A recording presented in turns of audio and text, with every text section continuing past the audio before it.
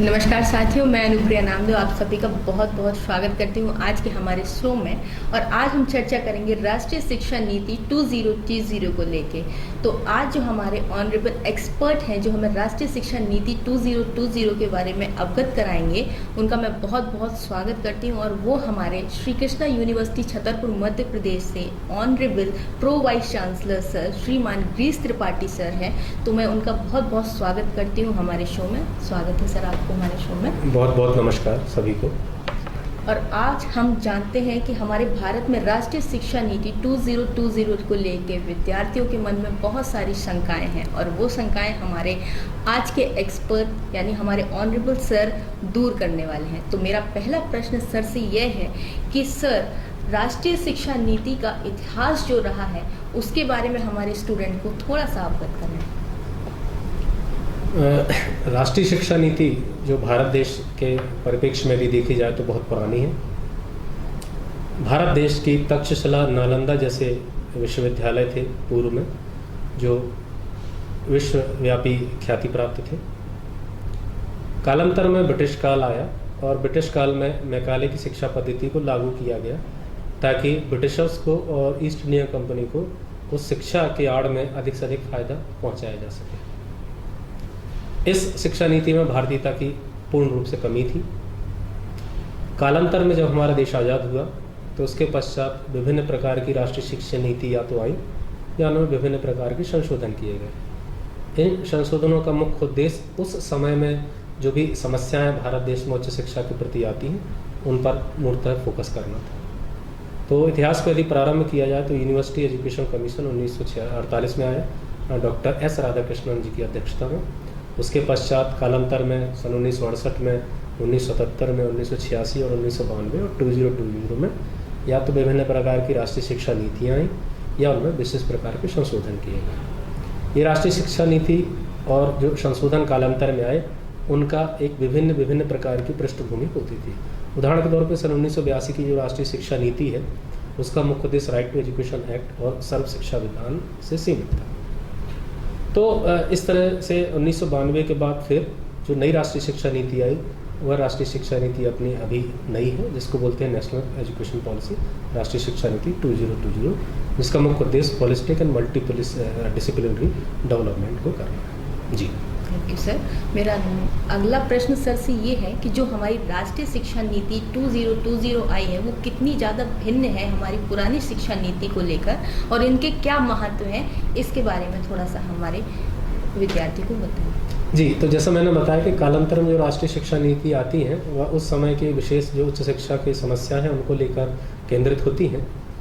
राष्ट्रीय शिक्षा नीति 2020 की भिन्नता को समझने के लिए सबसे पहले यह आवश्यक है कि हम उन समस्याओं के प्रति थोड़ा सा जानकारी प्राप्त करें जिनके कारण राष्ट्रीय शिक्षा नीति 2020 का उदय हुआ। तो जो मुख्य भारत में समस्या थी वह थी GER की कमी, यानी कि ग्रॉस एनरोलमेंट रेशियो की, अर्थात सकल जो नामांकन अनुपात है प्राथमिक शिक्षा से उच्च शिक्षा में आने का वो बहुत कम था। तो जो इसका प्रतिशत अगर अपन देखें तो ये 20 से 23% के आसपास घूमता रहता था। इसका ये मतलब है कि अगर 100 बच्चे प्राथमिक शिक्षा में 12वीं पास आउट होते हैं तो उन बच्चों में से केवल 20 या 23 बच्चे ही हैं जो उच्च शिक्षा की तरफ अग्रसर हो पाते हैं, पहुंच पाते हैं। तो फिर भारतीय शिक्षण मंडल के तत्वाधान में यह भी प्रयास किया गया कि आखिर ऐसे क्या कारण हैं जिन कारणों से यह सकल नामांकन अनुपात में कमी होती है। तो ऐसा पाया गया कि कई विद्यार्थी ऐसे होते हैं जो प्रथम वर्ष या द्वितीय वर्ष तक तो पहुँच जाते हैं, किंतु घर की आर्थिक परिस्थिति या अन्य पारिवारिक या अन्य सामाजिक समस्याओं के कारण वह अपनी शिक्षा को आगे नहीं बढ़ा पाते हैं और वो वहाँ पर ड्रॉप आउट हो जाते हैं। एक बार ड्रॉप आउट होने के बाद जब वह पुनः उस शिक्षा को उच्च शिक्षा को प्राप्त करने का प्रयास करते हैं तो उन्हें पुनः प्रथम वर्ष से ही पढ़ना पड़ता है। तो इस तरह की समस्याओं से छात्र बहुत हतोत्साहित हो जाते हैं और वह अपनी उच्च शिक्षा को प्राप्त करने का तरीका जो है अपना व्यवधान है वह छोड़ देते हैं। दूसरी समस्या थी कि जिसको बोल सकते हैं भाषा की समस्या। अधिकतर पाठ्यक्रम जो होते थे वो अंग्रेजी भाषा में होते थे और अंग्रेजी भाषा में होने के कारण कई ऐसे छात्र थे हिंदी माध्यम के जो है अंग्रेजी से घबराते थे और इस तरह से वो इसको छोड़ देते थे। तो कहीं ना कहीं पाठ्यक्रमों को विभिन्न भाषाओं में यानी बहुभाषी पाठ्यक्रम की एक कमी इसमें देखी गई थी।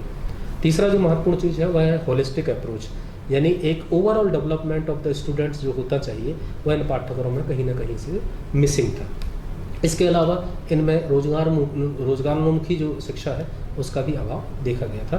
तो राष्ट्रीय शिक्षा नीति में इन सभी चीज़ों का समावेश किया गया जो पुरानी राष्ट्रीय शिक्षा नीति में एक तरह से अनुपस्थित थी। जी मैम, थैंक यू सर। मेरा अगला प्रश्न सर से यह है कि अभी देखा गया है कि हमारे स्टूडेंट्स में बहुत ज़्यादा क्यूरियोसिटी है राष्ट्रीय शिक्षा नीति को लेकर। तो अब जो हमारे विद्यार्थी नई शिक्षा नीति राष्ट्रीय शिक्षा नीति को ले रहे हैं तो उसमें स्टूडेंट्स यानी हमारे विद्यार्थियों के लिए क्या क्या फ़ायदे हैं और उनके लिए क्या क्या अपॉर्चुनिटी क्रिएट हो रही हैं, इसके बारे में बताइए। देखिए, मैं अगर राष्ट्रीय शिक्षा नीति को विद्यार्थियों के परिप्रेक्ष्य में यदि समझाना चाहूँ तो मैं एक छोटा सा इसका एक संरचना आपको बता देता हूँ ताकि आपको समझ में आएगा राष्ट्रीय शिक्षा नीति क्यों फ़ायदेमंद होगी एक विद्यार्थी के लिए। अगर इसकी संरचना देखी जाए तो इसमें मुख्य विषय होते हैं, मेजर सब्जेक्ट्स होते हैं जो 2 होते हैं, फिर गौण विषय होता है जिसे माइनर सब्जेक्ट्स कहते हैं, फिर वैकल्पिक विषय होते हैं जिन्हें अदर ऑप्शनल कोर्सेज के रूप में लिया जाता है। उसके अलावा इसमें वोकेशनल कोर्स भी होते हैं, फाउंडेशन कोर्स भी होता है जो AECC कंपलसरी कोर्सेज होते हैं। इसके अलावा इसमें आपके इंटर्नशिप, अप्रेंटिसशिप, कम्युनिटी इंगेजमेंट्स की तरह के भी कार्यक्रम इसमें रखे गए। अन्य नीचे के वर्षों में जब आप आएंगे तो इसमें स्पेसिफिक इलेक्टिव्स का भी प्रावधान किया गया। तो आप देखेंगे कि एक बहुत बड़ी संरचना राष्ट्रीय शिक्षा नीति के पाठ्यक्रम में डाली गई है। तो इसमें होलिस्टिक अप्रोच है, आप अपने सिलेबस में 20% का बदलाव कर सकते हैं या इसमें 20% आप सिलेबस को जोड़ सकते हैं। इसका मतलब अगर आप इसमें होलिस्टिक अप्रोच और वैल्यू एडेड अगर पाठ्यक्रमों को डालेंगे तो एक बहुआयामी विकास विद्यार्थी का संभव है। आपको जैसी मैंने संरचना दिखाई तो इससे आप समझ पा रहे होंगे कि मल्टी डिसिप्लिनरी है, जहाँ एक कला संकाय का व्यक्ति एक विज्ञान का विषय भी चुन सकता है और एक वाणिज्य संकाय का व्यक्ति है जो है कला और विज्ञान के विषय भी ले सकता है। तो मल्टी डिसिप्लिनरी अप्रोच को इसमें ध्यान रखा गया है। तीसरा ये रखा गया है कि प्रतिवर्ष आप एक व्यावसायिक पाठ्यक्रम को पढ़ते हैं। तो आप व्यावसायिक पाठ्यक्रम को पढ़ने से क्या होता है कि आप एक व्यवसाय के बारे में अच्छी तरह से आप प्रतिवर्ष जानकारी प्राप्त करने लगते हैं और इस तरह से अगर आप शिक्षा में आगे नहीं बढ़ना चाहते हैं तो भी आप एक तरह से किसी एक विधा में, व्यावसायिक विधा में पारंगत हो जाते हैं और जो आपको आगे किसी तरह की नौकरी और एंटरप्रेन्योरशिप में आपकी सफलता को प्राप्त करने में आपकी मदद कर सकता है। इसके अलावा इसको मल्टीपल एंट्री और मल्टीपल एग्जिट भी रखा गया। अर्थात यह है कि यदि आप किसी कारणों से प्रथम वर्ष के पश्चात अपनी आगामी शिक्षा को करने में असमर्थ हैं तो आपको एक सर्टिफिकेट दे दिया जाएगा उस विधा में, और उसके बाद यदि आप किन्हीं कारणों से आगे शिक्षा को कंटिन्यू नहीं कर पाते हैं तो 1-2 साल बाद आप आएंगे तो आपका सीधे द्वितीय वर्ष में आपका प्रवेश आपको दिला दिया जाएगा। तो इस तरह से आपके बीच के जो वर्ष हैं वह व्यर्थ नहीं जाएंगे। तो इस तरह से अपन देखें तो holistic approach, multi disciplinary approach, multiple entry, multiple exit, vocational courses की जो संरचना में एक तरह से हमने पुट दिया है, उस पुट से इस विद्यार्थियों को इसके सभी तरह के फ़ायदे होने वाले हैं। जो इसका नुकसान जहाँ तक उसका संबंध है विद्यार्थी पर निर्भर करता है। विद्यार्थी को इन नियमों का जो फ़ायदा है उसका गलत फ़ायदा नहीं उठाना चाहिए। उदाहरण के तौर पे अगर मल्टीपल एंट्री, मल्टीपल एग्जिट है तो मेरा छात्रों से अनुरोध है कि आप एग्जिट तभी होइए जब आपकी समस्या जेन्युइन हो। जब वास्तव में गंभीर समस्या के कारण आप छोड़ना चाहते हैं तो ही आप पढ़ाई छोड़िए और अगले अन्य वर्षों में आप उसको ज्वाइन कर लीजिए। अदरवाइज आप प्रयास कीजिए कि आपका जो है वह कंटिन्यूटी में आपका जो शिक्षा है वो आप ग्रहण करें। उसी तरह से जब आप मल्टी डिसिप्लिनरी अप्रोच का फ़ायदा लेना चाहते हैं तो आपके जो मुख्य विषय हैं प्रयास कीजिए कि आप जो अदर वैकल्पिक विषय लेते हैं वह उनसे कहीं ना कहीं कोरिलेटेड हो।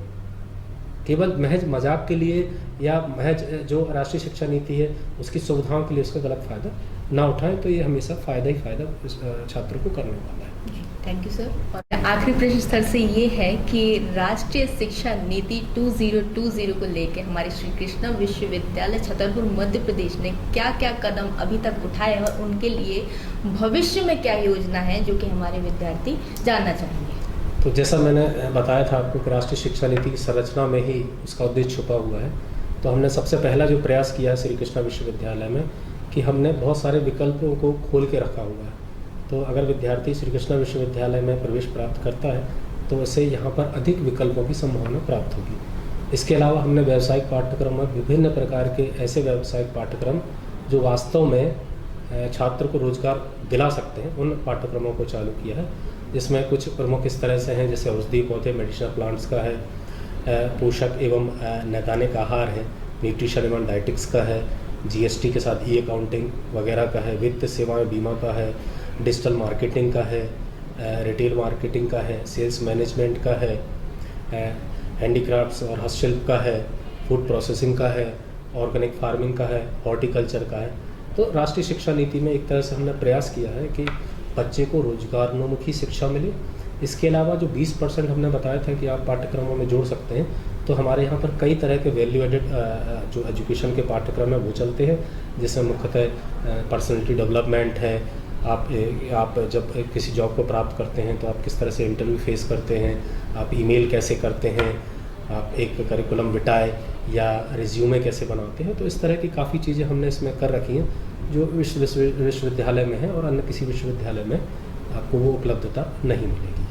जी, तो बहुत बहुत धन्यवाद करते हैं सर का इसी शो के साथ, और हम फिर से आपके समक्ष आएंगे और फिर से एक नई नीति को हम यहाँ चर्चा करेंगे। और सबसे पहले मैं सर का बहुत बहुत धन्यवाद करती हूँ कि उन्होंने अपना प्रीशियस टाइम हमारे शो को दिया और हमें राष्ट्रीय शिक्षा नीति 2020 के बारे में अवगत कराया। तो thank you so much for your precious time and thank you viewers.